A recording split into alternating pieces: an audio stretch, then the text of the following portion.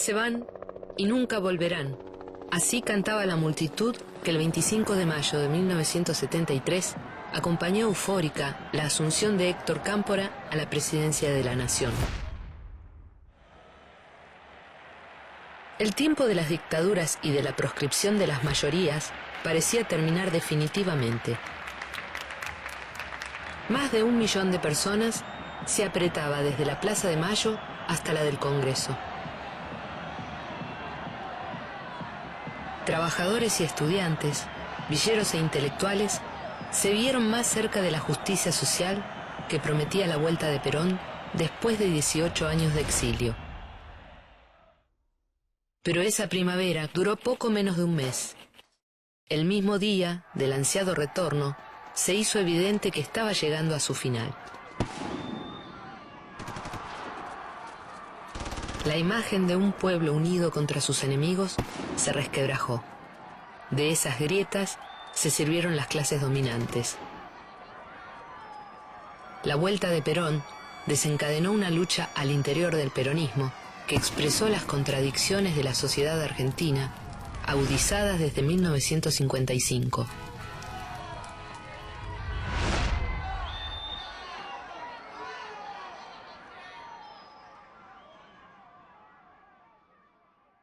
El 24 de mayo de 1973, el presidente cubano Osvaldo Dorticós llegó a la Argentina. Junto con su colega chileno, el socialista Salvador Allende, era un invitado de honor al acto de asunción presidencial de Cámpora.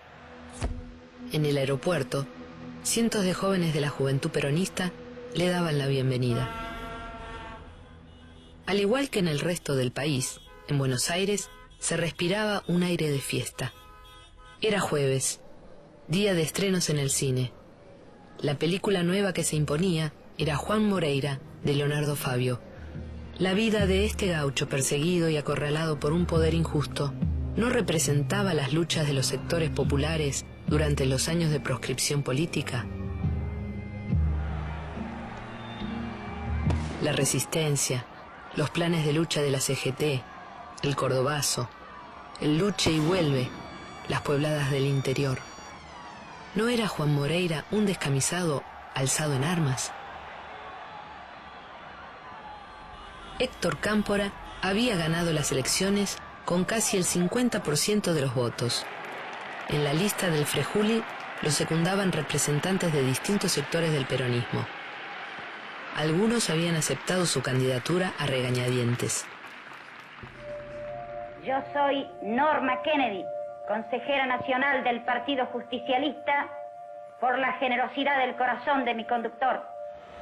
Pero quienes habían estado al frente de las luchas por la vuelta de Perón lo apoyaban con decisión.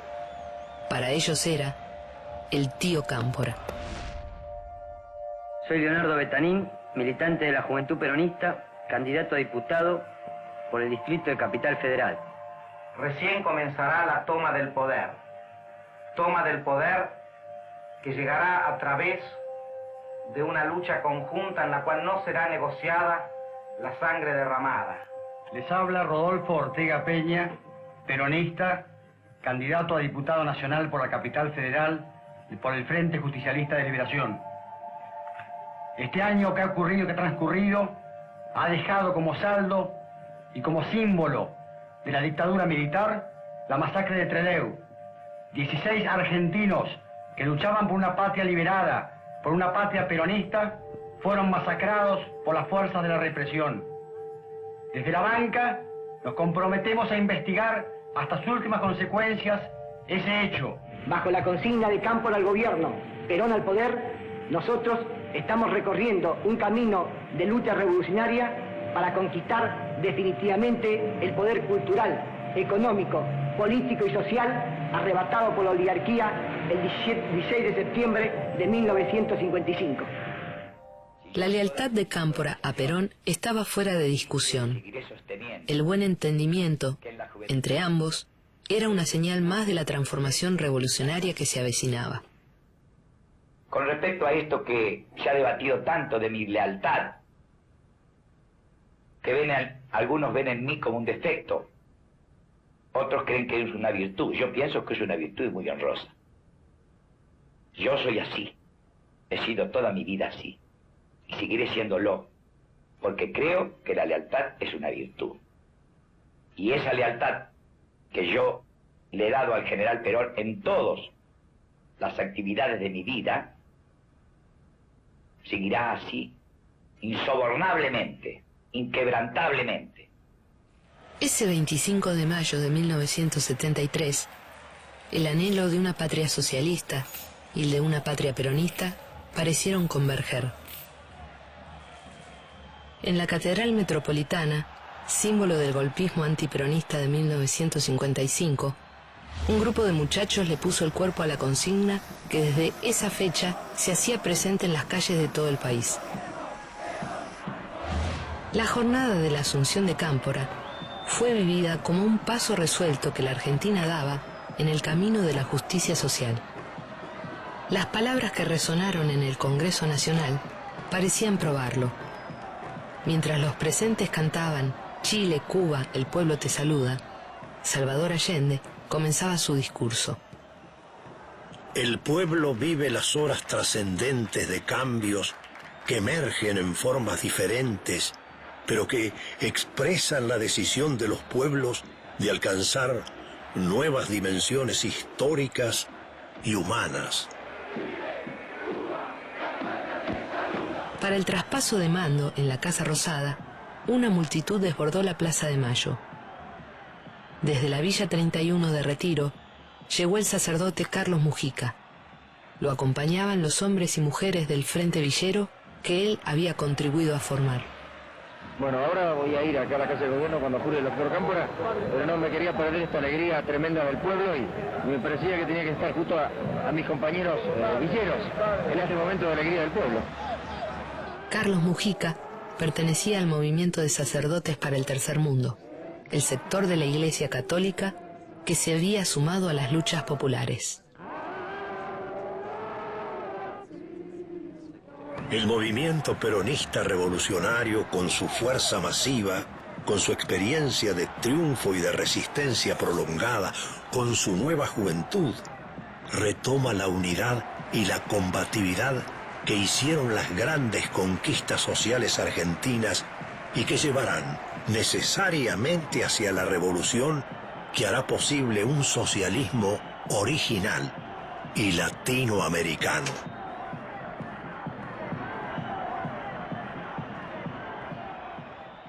En su capilla de Cristo Obrero, en la Villa de Retiro, Cámpora había visitado a Carlos Mujica semanas antes de asumir la presidencia.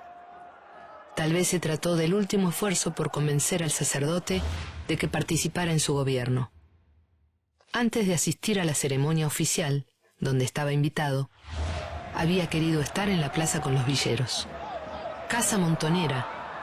Habían pintado jóvenes peronistas sobre la fachada de Casa de Gobierno. En su interior había tanto desorden y exaltación como en la calle. Los recintos de la sede de gobierno estaban colmados por miembros de la juventud peronista. La ceremonia se llevó a cabo con Allende y Dorticós como testigos, y todos los presentes entonando la marcha peronista.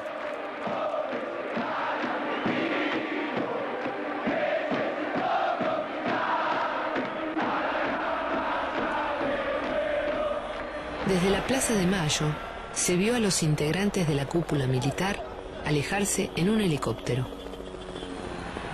En las calles cercanas, insultos, pintadas en tanques, trompadas. Así se despedía el pueblo de un sistema de injusticias. Mientras escuchaban su discurso en los balcones de la Casa de Gobierno, muchos se preguntaban si Cámpora cumpliría con una de las principales promesas de la campaña, la libertad de todos los presos políticos. Poco más tarde, miles de manifestantes emprendieron la marcha rumbo a la cárcel de Devoto.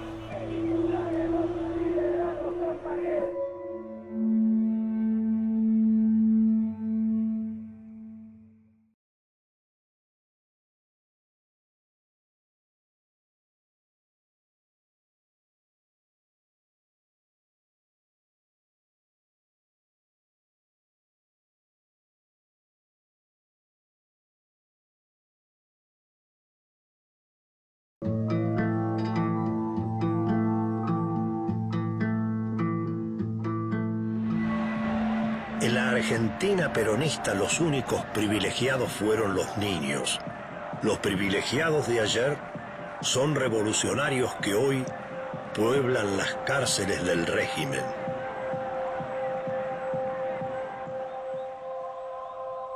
Pienso que no puede haber reencuentro de los argentinos si no se puede cristalizar la unidad nacional con presos, y con presos, la inmensa mayoría de ellos injustificadamente encerrados o privados de su libertad. El 25 de mayo terminaba. 30.000 personas, en su mayoría jóvenes, rodeaban la cárcel de Villa Devoto. Reclamaban un indulto inmediato sin más demoras para los presos. Además de militantes de Montoneros y de las Fuerzas Armadas Revolucionarias, se dieron cita los del Ejército Revolucionario del Pueblo, que lideraba Mario Santucho. Era tanta la urgencia que hubo quienes intentaron derribar la puerta de la cárcel con un camión. Hubo un tiroteo con las fuerzas de seguridad y 2 jóvenes murieron. La presión popular fue tal que antes de que Cámpora pudiera firmar el indulto, los presos comenzaron a dejar el penal. Entre ellos estaba el poeta Paco Urondo. La noche anterior había terminado de entrevistar a los sobrevivientes de la masacre de Trelew. Todo el penal se había puesto de acuerdo para cantar la marcha peronista a determinada hora. Todo el mundo cantaba y gritaba y verdaderamente había una fiesta muy grande. En todo el penal la gente estaba muy alegre, todo el mundo trabajaba, pintando banderas, consignas en los muros, porque nadie dudaba de salir en libertad. Después del acto en Plaza de Mayo, una multitud confluyó en Villa Devoto y comenzó a cantar, a dialogar con nosotros, a pedir nuestra libertad.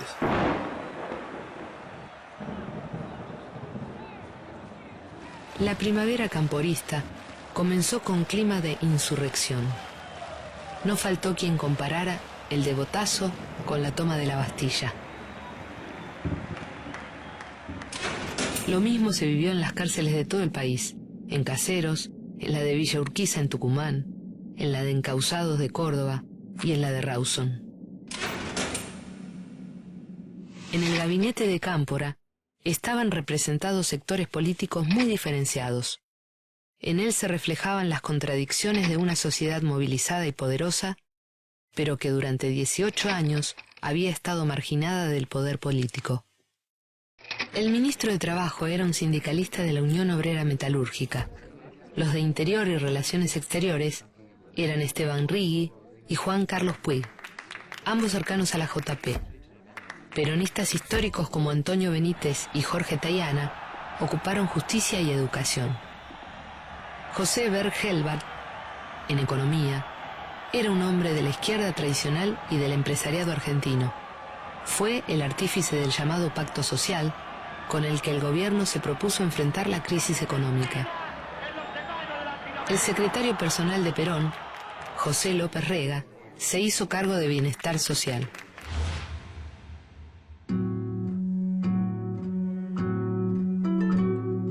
primavera camporista no había lugar para la censura política. Luego de años de espera, se acercaba el estreno de La Hora de los Hornos, película de Fernando Solanas y Octavio Getino, que ya habían visto miles de militantes, pero en la clandestinidad.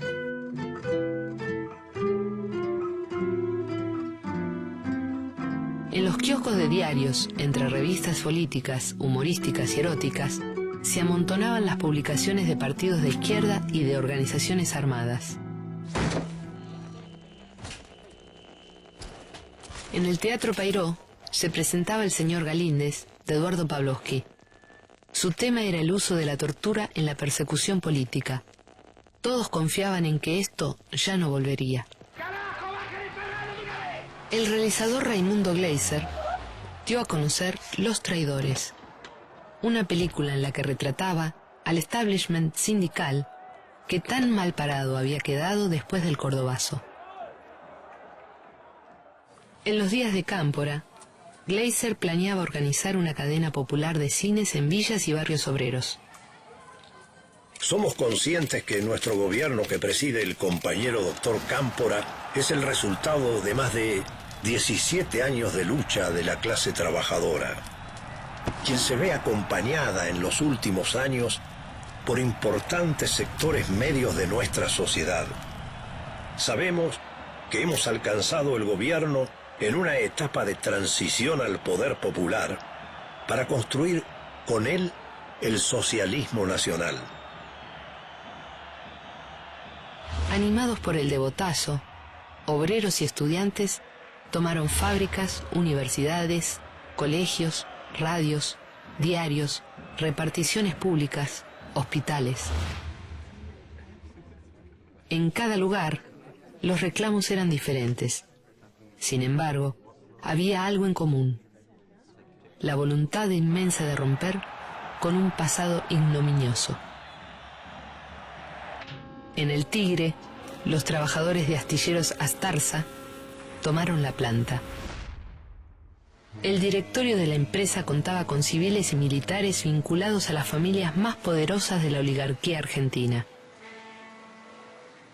Entre los caldereros, armadores y soldadores del astillero, habían surgido en los últimos años nuevos delegados gremiales.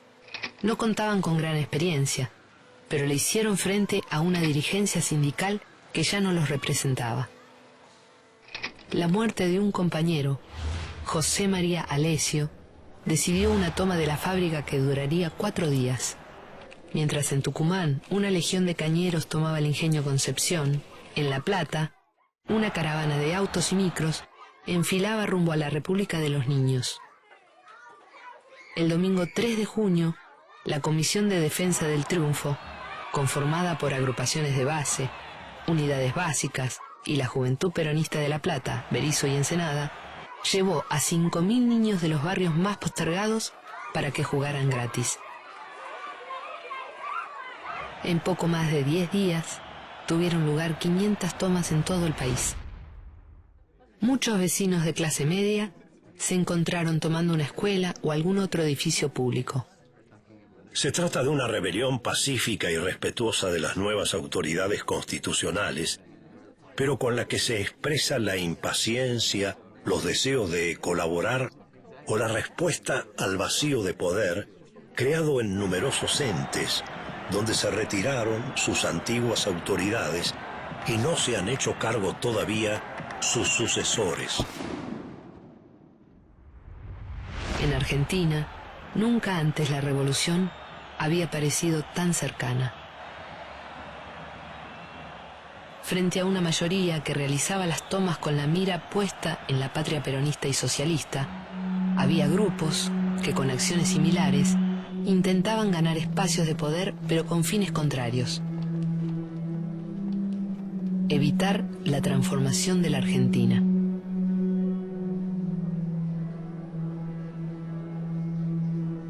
Perón llegaría el 20 de junio. Millones de argentinos de todo el país esperaban ansiosos el día. Irían a Ezeiza para haber consumado un anhelo guardado durante los 18 años que había durado el exilio. El acto de recepción estaba a cargo de una comisión integrada por la dirigente Norma Kennedy, el coronel Osinde y los sindicalistas Rucci y Lorenzo Miguel. También estaba Abal Medina, el único ligado a los sectores revolucionarios del peronismo. Pero el 15 de junio, en un misterioso accidente, fue atropellado por un auto que lo dejó convaleciente y fuera de la organización del acto. La comisión organizadora decidió hacerse cargo de la seguridad y dejó al ministro del Interior, Esteban Rigui, sin participación ni poder de decisión. El 20 de junio, interminables columnas de trabajadores, estudiantes y villeros marchaban con un solo objetivo: acercarse lo más posible al palco desde el que les hablaría Perón.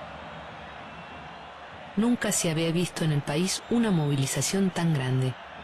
Fueron cerca de 2 millones de personas. Nos juntamos en 11 y le pusimos al coche un cartel que decía FARC y Montoneros. Antes de salir para Ezeiza, Paco me advirtió: venite con armas, las que tengas, porque vamos a tener que repartirlas. Parece que Osinde... Dejamos el coche en una estación de servicio cercana al puente 12. Cuando nos estábamos aproximando al palco, empiezan los tiros que primero provenían de los árboles y luego de todos lados. Con Paco nos tiramos encima de Virginia para resguardarla. Después empezó la desbandada y salimos rajando, buscando el auto. Nunca se supo si los muertos de Ezeiza fueron 13 o 100. Advertencia, escarmiento. A partir de ese día, se empezaron a ver las heridas en la unidad del pueblo. Un pueblo que tras años de lucha estaba convencido de que había llegado su hora.